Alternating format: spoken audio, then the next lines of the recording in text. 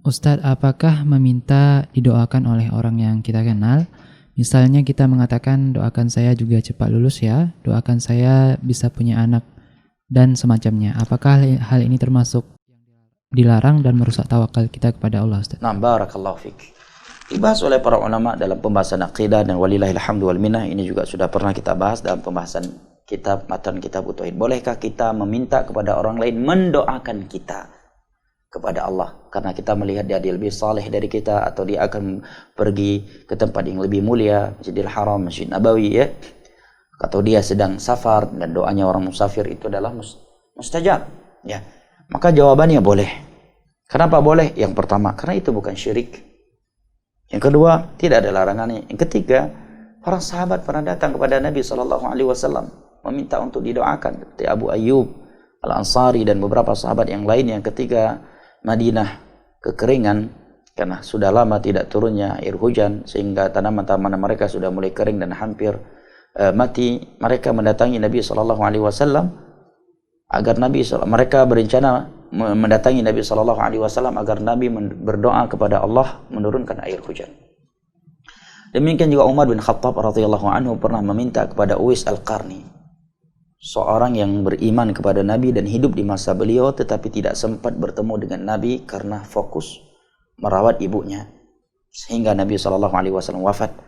Dan sebelum wafatnya, Nabi memberitakan di sana ada seorang yang bernama Uwais Al-Qarni dari kabilah Qaran dari negeri Yaman.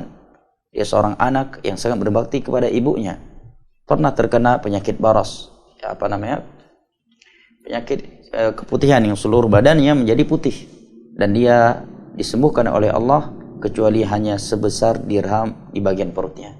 Barang siapa yang bertemu dengannya dan mampu memintanya untuk memohonkan ampunan kepada Allah untuknya, maka hendaknya dia melakukannya. Maka Umar bin Khattab radhiyallahu anhu suatu ketika mendatanginya dan meminta kepadanya untuk memohonkan ampunan untuk Umar bin Khattab radhiyallahu anhu.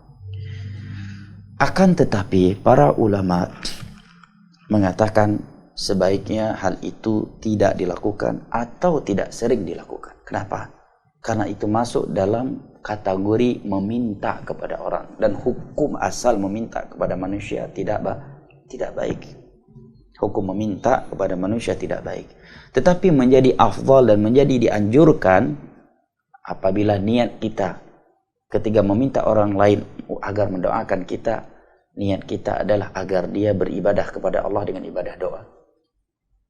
Yang kedua, agar dia mendapatkan doa malaikat. Karena Nabi mengatakan tidaklah seorang muslim mendoakan saudaranya dengan kebaikan kecuali ada malaikat yang menjawab untuk kamu yang semisal dengan itu. Apabila dengan dua niat ini, maka meminta orang lain mendoakan kita menjadi dianjurkan.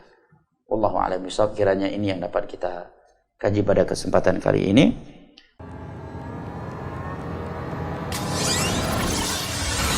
STA TV Media Syiar Islam.